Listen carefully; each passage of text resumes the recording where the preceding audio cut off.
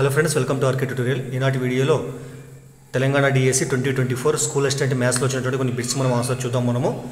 So ఇందులో first question చూద్దాం. First question ఏమంటే 2 sin square theta plus cos theta minus 2 is equal to 0 మరియు 0 degree less than theta less than 90 degrees అయితే theta యొక్క విలువ ఎంత ఇక్కడ. సో కోణం యొక్క విలువ ఎంత ఇక్కడ. అయితే చూడండి, మనకి ఇచ్చినటువంటి సమీకరణం ఇక్కడ ఏమంటే 2 sin square theta plus cos theta minus 2 is equal to 0 అనమాట. ఇక్కడ టీటా యొక్క విలువ ఎంత ఇక్కడ. అయితే మనం ఏం చేస్తే ఇక్కడ మనము ఈ సైన్ టీటాను కూడా మనం కాస్లో మార్చుకుందాం మనము. మరి మీకు తెలిసిందే సైన్ స్క్వేర్ టీటా అంటే ఏం రాసుకోవచ్చు మనం 1 మైనస్ కాస్ స్క్వేర్ టీటా రాసుకోవచ్చు. కాబట్టి సో ఇక్కడ డైరెక్ట్ రాసిన ఇక్కడ 2 ఇంటూ సైన్ స్క్వేర్ టీటా అంటే ఇక్కడ మనకు 1 minus cos square theta plus ఏముంది ఇక్కడ cos theta minus 2 is equal to 0 అనమాట. సేమ్ ఉంది ఇక్కడ 2తో గుణిస్తే 2 into 1 2 minus 2 into cos square theta 2 cos square theta plus cos theta minus 2 is equal to 0. ఇక్కడ ప్లస్ 2 మైనస్ 2 రెండు కూడా క్యాన్సిల్ అయిపోతే ఇక్కడ. మరి ఇక్కడ చూడండి, ఇక్కడ ఏముంటప్పుడు ఇక్కడ మనకి minus 2 cos square theta plus cos theta ఉంది. మరి ఈ మైనస్ 2 కాస్ స్క్వేర్ టీటా తొలగిపోతే ఏమైతే ప్లస్ అవుతుంది. ఇక్కడ ఏముంటుంది కాస్ టీటా మాత్రం ఉంటుంది. కాబట్టి సో కాస్ టీటా ఈజ్ కూడా ఎంత 2 తొలగిపోతే 2 కాస్ స్క్వేర్ టీటా అనమాట ఇక్కడ. అయితే చూడండి, మరి ఇక్కడ కాస్ టీటా ఇక్కడ కాస్ రెండు సేమ్ ఉన్నాయి కాబట్టి ఒక కాస్ టీటా క్యాన్సిల్ చేసేప్పుడు మనకి ఏముంటుంది ఇక్కడ. So 1 is equal to 2 cos theta ఉంటుంది అనమాట.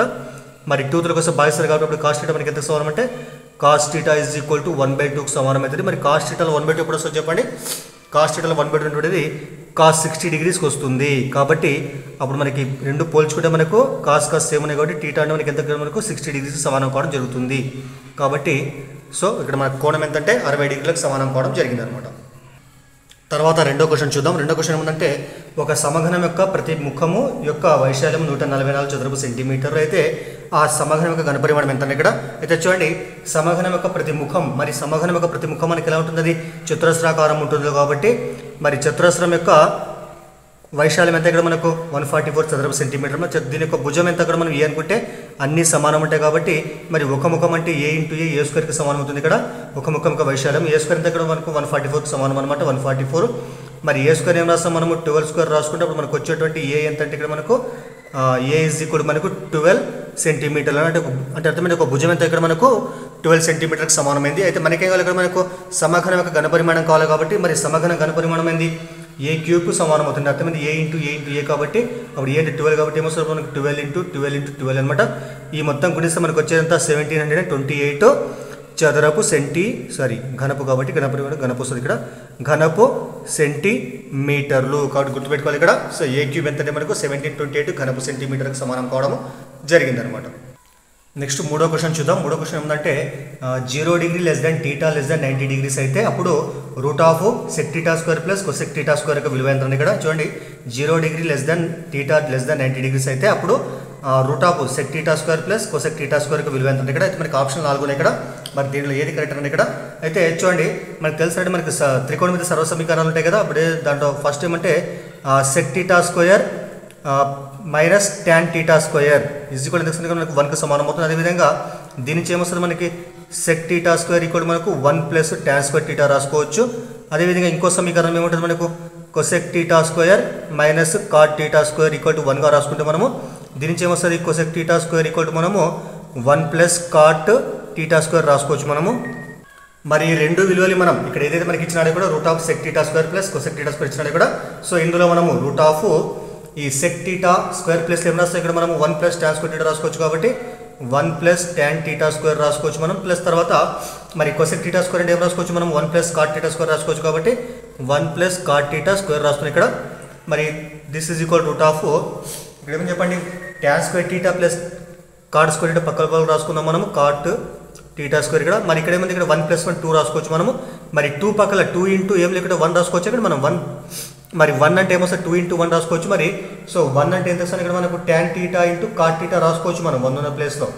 ఎందుకంటే 1కే సమానం అవుతుంది కాబట్టి దీన్ని 1/tan రాస్తే 2 కేసు మనకి 1 వస్తుంది. కాబట్టి ఈ 2 పక్కల మనం ఏం లేకుండా ఇక్కడ మనము సో 1 తీసుకుంటాం. ఆ 1 ప్లేస్లో ఏం రాసుకోవచ్చు ఇక్కడ మనం tan theta into cot theta రాసుకోవచ్చు. ఈ మొత్తం కూడా మళ్ళీ 2కే సమానం అవుతుంది కాబట్టి ఇలా రాసుకునే విధంగా నేను ఇక్కడ మనకు అవసరం. కాబట్టి మరి దేని లాగా ఉంది a square plus b square plus 2ab లాగా ఉంది. కాబట్టి దీని a plus b whole square దాకా రాస్తే వస్తుంది చెప్పండి tan theta plus cot theta స్క్వేర్గా రాసుకుంటాం మనం.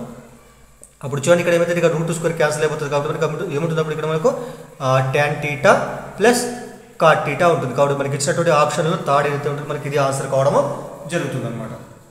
తర్వాత 4వ క్వశ్చన్ చూద్దాం. 4వ క్వశ్చన్ ఏమంటే cot 15 degrees into cot 33 degree into cot 45 degree, cot 57 degree, cot 60 degree, తర్వాత cot 75 degree యొక్క విలువ ఎంత అంటే ఇక్కడ అయితే దీని యొక్క విలువ ఎంత అంటే ఇక్కడ అయితే చూడండి ఇక్కడ మనం ఏం చేస్తుంది మనము cot 15 degree ఏదైతే ఉందో దాని యొక్క పూరక కోణం ఎంత అయితే మనకు 15 యొక్క పూరక కోణం 75 కాబట్టి దీని ఏం రాసుకోవచ్చు మనము tan 75 degree రాసుకోవచ్చు మనము. cot 15 అన్న ఒకటే tan 75 అన్న ఒకటే ఇట్లా రాసుకోవచ్చు మనం. తర్వాత cot 33 రాసుకోవచ్చు మనము tan 57 రాసుకుంటుంది మనం 57 degree రాసుకోవచ్చు. అదేవిధంగా మనకు cot 45 ఎంత 1కి సమానం అవుతుంది. అదేవిధంగా cot 57 అలాగే వచ్చేస్తే ఇక్కడ. దాని తర్వాత cot 60 అంటే ఎంత cot 60 మనకి ఇది 1/√3కి సమానం అవుతుంది. అదేవిధంగా cot 75 అలాగే వచ్చేస్తే ఇక్కడ cot 75 degree అనమాట.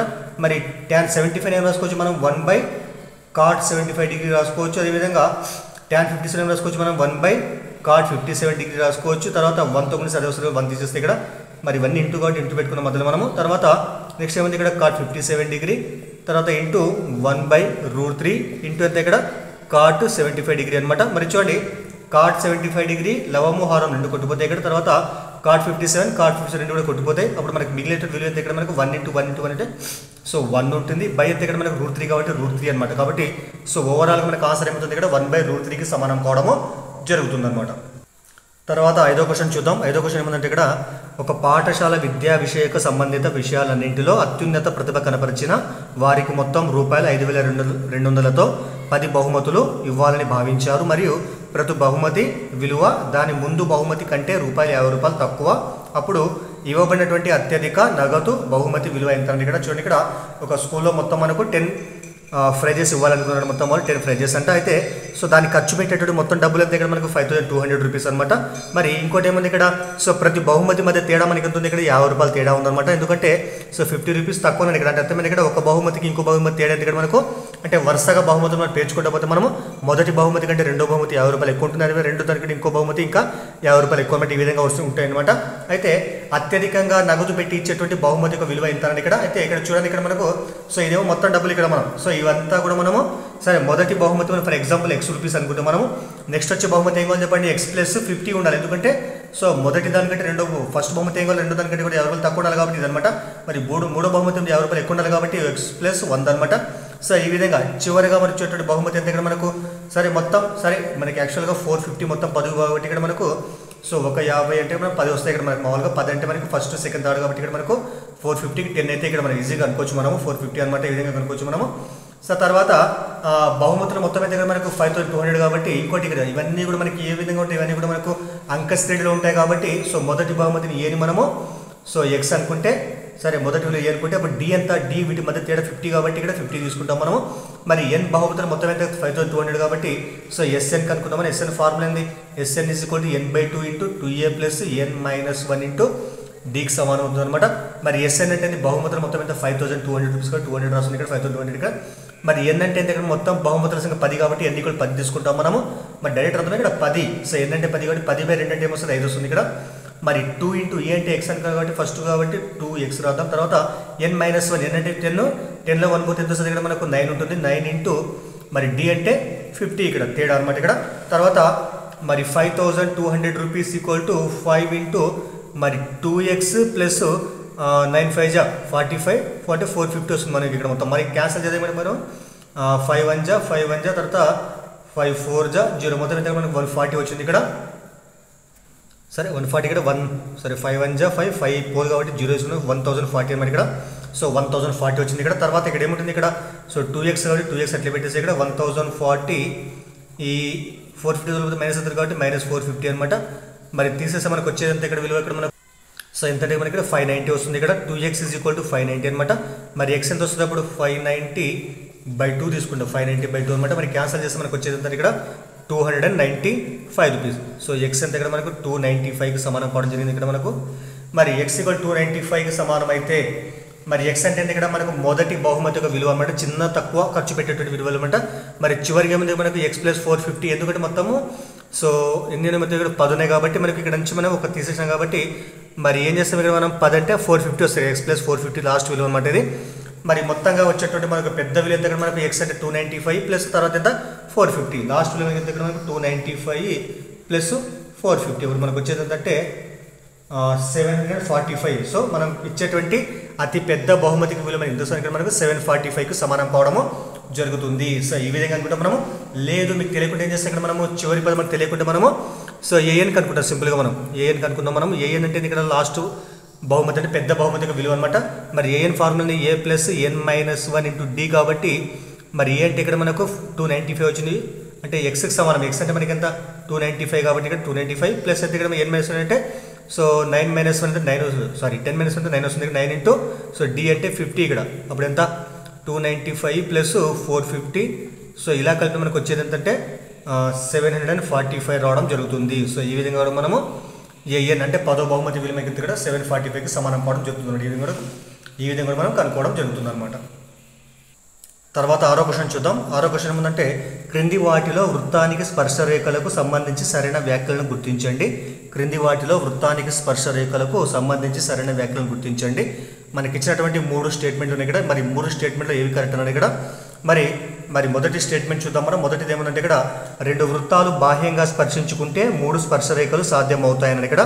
మరి చూడండి సో ఇక్కడ మనకి పటం కింద మనము 2 వృత్తాలు బాహ్యంగా స్పర్శించుకుంటే మరి ఇదొక వృత్తము తర్వాత ఇదొక వృత్తం అనుకుంటే దీనికి సాధ్యమైనటువంటి మొత్తం స్పర్శరేఖల సంఖ్య ఇక్కడ మనకు సో 1 2 తర్వాత 3 కాబట్టి సో మొదటి స్టేట్మెంట్ ఇక్కడ మనకు కరెక్ట్ స్టేట్మెంట్ కావడం జరుగుతుంది. కాబట్టి ఫస్ట్ మనకు ఏ అనేది కరెక్ట్ అవుతుంది అనమాట.